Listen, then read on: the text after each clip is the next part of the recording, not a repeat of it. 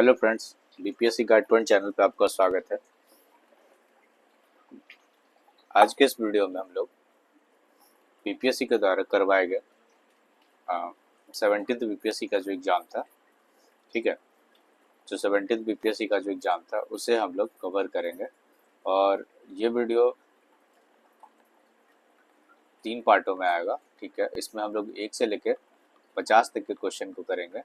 उसके बाद next video जो होगा 51 से लेकर हम लोग 100 तक एंड 100 से लेकर 150 तक, ये हमारा 3 पार्ट में ये वीडियो को कवर करेंगे, ठीक है। इससे पहले इस चैनल पे 68 बीपीएससी का पीवाईक्यू करवाया गया है। अगर आपने उसे नहीं देखा तो आप जाके देखें, वहाँ पे मैंने कुछ एलिमिनेशन लगाए हैं, उसे भी आप देख सकते हैं। इसके साथ ही हम लोग बिहार स्पेशल का सीरीज कवर कर रहे हैं, वो आप देख सकते हैं, ठीक है फ्रेंड्स। इससे पूर्व भी बुक लिस्ट वगैरह इन सब पे संबंधित वीडियो बनाए गए हैं इस चैनल पे, आप चाहे तो आप उसका फ़ायदा उठा सकते हैं। तो चलिए हम लोग शुरू करते हैं। शुरू करने से पहले अगर आपको ये चैनल पसंद आ रहा हो, हमारी मेहनत दिख रही हो, तो आप हमारे चैनल को सब्सक्राइब करें, सपोर्ट करें किसी पर से। अगर किन्हीं को नीड है इस टाइप के पीवाईक्यू का, तो आप उन्हें शेयर भी कर सकते हैं। तो आज हम लोग जो 17th बीपीएससी का पेपर है उसे कवर करेंगे, ठीक है। उसे कवर करेंगे, जो पेपर आपका कंडक्ट करवाया गया था 13 दिसंबर को, उस पेपर को कवर करेंगे। तो आज हम लोग 1 से लेकर 50 तक के क्वेश्चन को कवर करेंगे। चलिए फ्रेंड्स शुरू करते हैं बिना किसी देरी का। पहला क्वेश्चन पूछा है आपसे कि डाल्टन का जो परमाणु सिद्धांत है वो सफलतापूर्वक किस किस चीज़ की व्याख्या करता है, किस किस चीज़ की व्याख्या करता है। तो अगर हम ध्यान से देखें तो द्रव्यमान संरक्षण का नियम इसकी व्याख्या करता है। इसके अलावा स्थिर संगठन का नियम इसकी व्याख्या करता है, और रेडियोधर्मिता का नियम नहीं, इसकी बिल्कुल नहीं, और बहु अनुपात का नियम, ठीक है। तो अगर हम लोग देखें तो 1, 2 और 4 आपका सही है, तो करेक्ट आंसर आपका क्या हो जाएगा, सी नंबर हो जाएगा। अब अगर आप इसका सोर्स ट्रेस करने का कोशिश करेंगे तो क्लास 9 के एनसीईआरटी में मिल जाएगा, क्लास 9 के एनसीईआरटी में मिल जाएगा, ठीक है। इसके अलावा आप अगर लूसेंट पढ़ते हैं तो लूसेंट साइंस वाले बुक में मिल जाएगा। जनरल बुक में मिल सकता है, लेकिन लूसेंट साइंस वाले बुक में श्योर मिल जाएगा। उसके बाद आपसे पूछा गया कि निम्नलिखित में कौन एक टेक्नोपोलिस है, टेक्नोपोलिस, ठीक है। ये सब लिखा हुआ इंग्लिश वाले क्वेश्चन में, अब देखिए ये जो लिखा हुआ टेक्नोपोलिस, तो इसमें से टेक्नोपोलिस आपको क्या, आपको पता है कि सिलिकॉन वैली ही टेक्नोपोलिस कहलाता है, ठीक है। सिलिकॉन वैली को टेक्नोपोलिस हम लोग कहते हैं। देखिए लंदन, पेरिस, मॉस्को, ये तो आप ऐसे भी काट सकते थे, ठीक है। तो करेक्ट आंसर हमारा क्या होगा, सिलिकॉन वैली हो गया। उसके बाद नेक्स्ट क्वेश्चन कहा जाता है कि निम्नलिखित में कौन सा अम्ल पेट से स्रावित होता है, किससे, पेट से स्रावित होता है। इनको ऐसे हाईलाइट कर देता हूँ। तो पेट में कौन सा स्रावित होता है, तो आपको पता है कि ये काम किसका होता है, HCl का होता है। किसका होता है, HCl का होता है, यानी हाइड्रोक्लोरिक एसिड हमारे पेट के अंदर होता है, HCl होता है। तो HCl के हिसाब से आपका आंसर क्या हो जाएगा, डी नंबर हो जाएगा। आई होप ये विजुअल होगा। नेक्स्ट क्वेश्चन देखिए, निम्नलिखित तो किस शासक ने हर्ष के समय पर, किसके समय पर, हर्ष के समय पर असम पर शासन किया था। तो असम पर शासन किया था तो ये भास्कर बर्मन ने किया था, भास्कर बर्मन इसका करेक्ट आंसर हो जाएगा, ठीक है। उसके बाद आप देखिए, समुद्र तल केबल आधारित चेन्नई अंडमान और निकोबार परियोजना का उद्घाटन और राष्ट्र को समर्पित प्रधानमंत्री नरेंद्र मोदी द्वारा कब किया गया। देखिए ये क्वेश्चन काफी पुराना क्वेश्चन है, ठीक है। काफी पुराना क्वेश्चन ये 2019-20 के आसपास, 20 के राउंड में ये काफी चर्चा में था, जो केवल सी बीच में छाया गया था, ठीक है फ्रेंड। तो वैसे ये 20 के आसपास ही था। और आप देखिए यहाँ पे 10 अगस्त 2019 और 10 अगस्त 2020, तो आपके लिए करेक्ट आंसर क्या होगा, डी नंबर, 10 अगस्त 2020। ये काफ़ी पुराना क्वेश्चन था। किस मीटर का उपयोग वाहन द्वारा तय की गई दूरी, मतलब जो हम लोग तय करते हैं जो डिस्टेंस अपने व्हीकल से, तो उसको मापने के लिए कौन सा यंत्र का प्रयोग किया जाता है, ठीक है। किसका यूज करते हैं हम लोग, तो ऑडोमीटर का यूज करते हैं, ठीक है। ऑडोमीटर का यूज करते हैं, इसमें किसी प्रकार का कंफ्यूजन नहीं होना चाहिए, इजी क्वेश्चन कैटेगरी में। नेक्स्ट आप लोग देखें, संविधान के किस संशोधन द्वारा एंग्लो इंडियन है उस समुदाय के लिए आरक्षित जो 2 सीटें थी उसको समाप्त कर दिया गया था। तो आपको ये पता होगा कि 104वां संविधान संशोधन हुआ था, उसके द्वारा इसको समाप्त कर दिया गया था। और ये कब का हुआ था? तो 2019 में हुआ था। ये भी आपसे पूछा जा सकता है। ठीक है फ्रेंड्स, मैथ का क्वेश्चन हम लोग यहाँ पे स्किप कर रहे हैं। उसके बाद देखिए नेक्स्ट क्वेश्चन पूछा गया है कि निम्नलिखित में कौन जो बंदरगाह है वो कृत्रिम है। ठीक है, कौन सा जो बंदरगाह है वो कृत्रिम बंदरगाह है। तो अगर आप चेन्नई हो जाएगा आपका जो कृत्रिम बंदरगाह है। ठीक है, उसके बाद देखिए ये आपका फिर से क्वेश्चन है करंट का और काफ़ी हार्ड लेवल पे क्वेश्चन मान सकते हैं हम लोग। देखिए क्वेश्चन है अप्रैल 2024 के अंदर संयुक्त राष्ट्र सुरक्षा परिषद के कितने सदस्य ने फिलिस्तीन को संयुक्त राष्ट्र का पूर्ण सदस्य बनने की अनुमति देने के प्रस्ताव को या तो अस्वीकार कर दिया था या मतदान में क्या थे, अनुपस्थित रहे थे। तो टोटल ऐसे सदस्यों की संख्या कितनी हो गई? तो ऐसे सदस्यों की संख्या कितनी थी? 3 थी। ठीक है, ये काफ़ी हार्ड क्वेश्चन की कैटेगरी में आप इसको रख सकते हैं। उसके बाद ये देखिए 2024-25 के जो केंद्रीय बजट था भाषण में आत्मनिर्भरता के लक्ष्य के तहत किस तेल बीज को शामिल नहीं किया गया था। तो कौन सा तेल बीज था जिसको इसमें शामिल नहीं किया गया था? तो देखिए तिल का तेल था, सोयाबीन था, मूंगफली था। तो क्या नहीं था? नारियल आपका नहीं था। तो नारियल आपका क्या जाएगा? Correct answer. उसके बाद आप देखिए अप्रैल 2024 में शेख अहमद अब्दुल्ला अल अहमद अल सबा को किस देश का प्रधानमंत्री नियुक्त किया गया था? तो ये जो नियुक्त किया गया था ये कुवैत के थे। ठीक है, प्रधानमंत्री उनको नियुक्त किया गया था अल सबा। अब आप पूरा भी याद रख सकते हैं। देखिए इन नामों में आपको कुछ ट्रिक बनाना पड़ता है क्योंकि आप पूरा नाम याद करके करेंगे क्या? आपके सामने इसी प्रकार से ऑप्शन रहेगा। उसके बाद नेक्स्ट क्वेश्चन देखिए, जो नेक्स्ट क्वेश्चन की तरफ बढ़ते देखिए अष्टप्रधान। देखिए बीपीएससी में अगर आप पीवाईक्यू को एनालाइज करेंगे तो आपसे अष्टप्रधान, अष्टदिग्गज, प्रधान, फिर दिग्गज, ठीक है, इनसे संबंधित क्वेश्चन आपसे पूछे ही जा रहे हैं। अगर आप इसमें मिलाएंगे तो आप ऐसे मिला सकते हैं कि जैसे पेशवा तो बहुत फेमस है, प्रधानमंत्री। अगर बी का कितना हो गया? 1। अगर बी का 1 आप देखिए तो सबसे पहले इस टाइप के क्वेश्चन में यही देखिएगा B1 और कहीं पर नहीं है। अगर आपको और चेक करना है तो और भी चेक कर सकते हैं। ठीक है, तो इस हिसाब से सचिव हो गया पत्राचार्य प्रभारी आपका, बी हो गया आपका पेशवा प्रधानमंत्री और उसके हिसाब से आपका आंसर बन गया। और सी का हो गया सामंत मतलब विदेश मंत्री और आमंत्र मतलब होगा वित्त मंत्री। ठीक है फ्रेंड्स, इस टाइप से भी क्वेश्चन आप बना सकते हैं हर कुछ। उसके बाद ये क्वेश्चन देखिए सांख्यिकी और कार्यक्रम जो मॉस्पी हमारा मंत्रालय होता है तो उसके द्वारा हर मंथ आईआईपी निकाला जाता है। आईआईपी क्या करे? अभी ये फिर से न्यूज में है क्योंकि इसके आधार वर्ष में चिन्हित किया गया है। ठीक है, इसके हिसाब से कहा गया कि वित्त वर्ष 2023 में किन सूचकांकों में महत्वपूर्ण वृद्धि देखी गई है। तो अगर हम लोग बात करें किन सूचकांक में महत्वपूर्ण वृद्धि देखी गई तो पूंजी वस्तु और बुनियादी ढांचे निर्माण वस्तु में। ठीक है, उसके बाद आप देखिए उष्मा हस्तांतरण यानी जो हीट ट्रांसफर होता है जिसके लिए किसी माध्यम की आवश्यकता नहीं होती, मतलब किसी भी प्रकार का मीडियम नहीं चाहिए होता। मीडियम क्या होगा? नहीं चाहिए।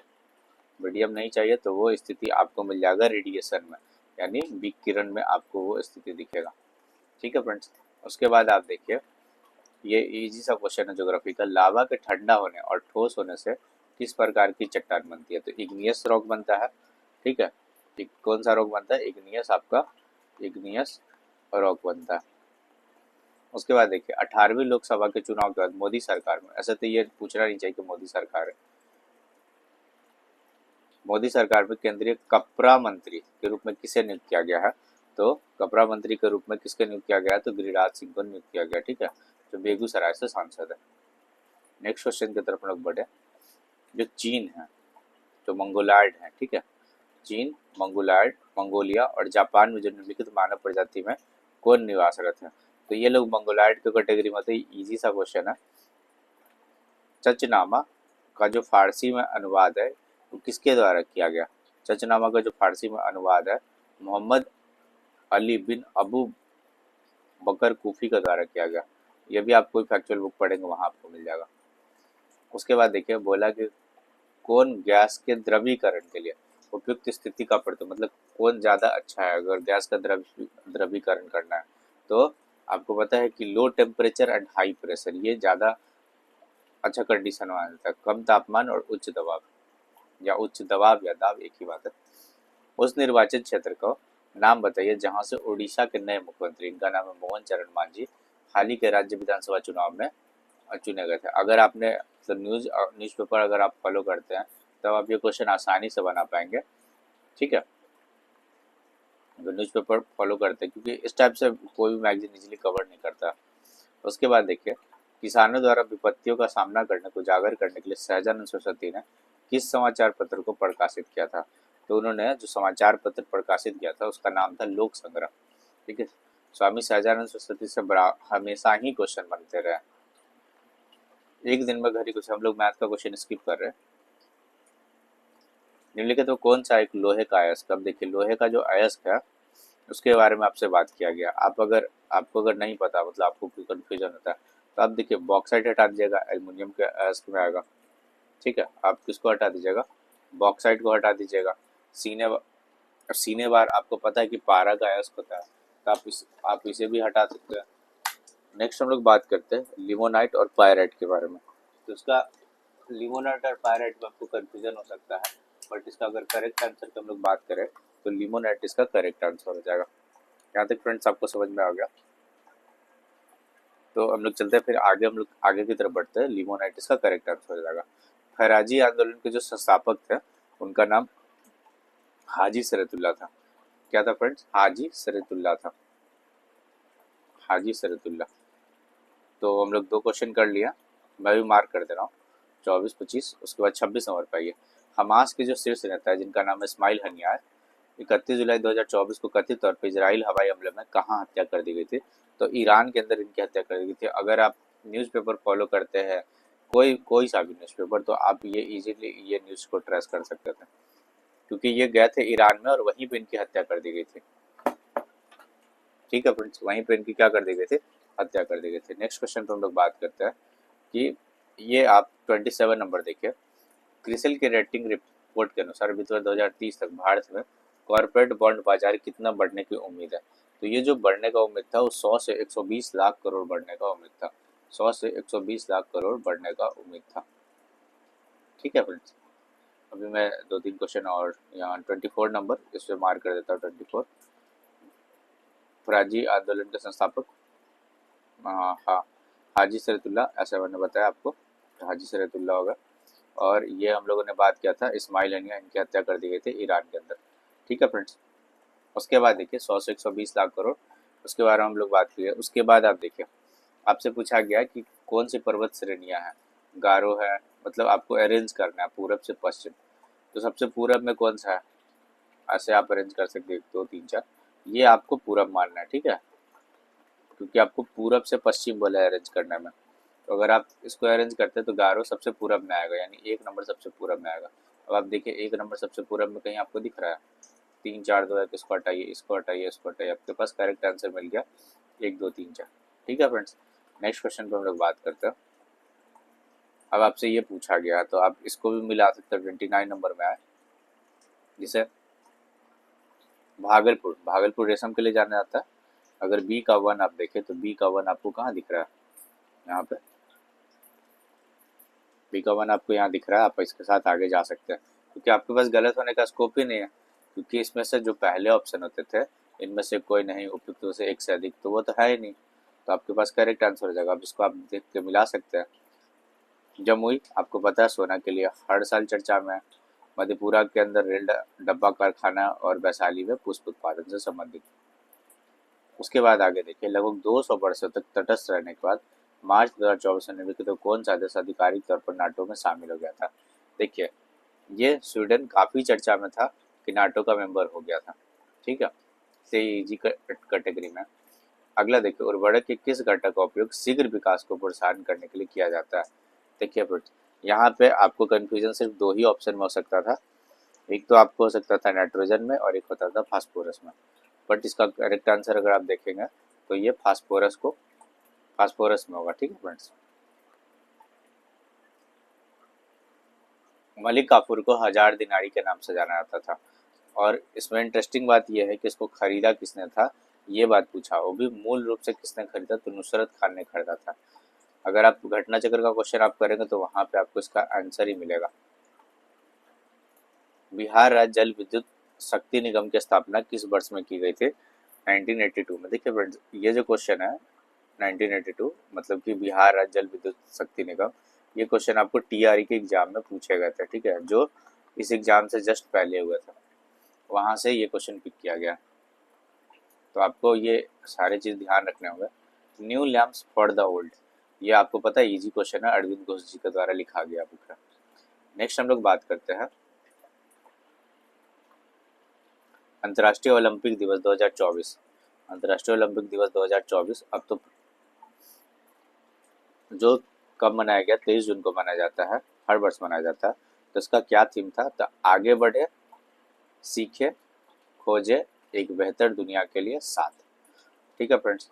फिर भारतीय राष्ट्रीय कांग्रेस का 1912 का जो बांकीपुर अधिवेशन था, यानी जो पटना के अंदर हुआ था, तो आर एन मदोलकर जी के द्वारा इसकी अध्यक्षता की थी। इजी कैटेगरी में क्योंकि रिपीट भी है और हम लोग कांग्रेस का अधिवेशन पढ़ते भी। फिर से मैथ का क्वेश्चन है तो इसको स्किप कर रहे हैं। उसके बाद 38 नंबर क्वेश्चन में आइए।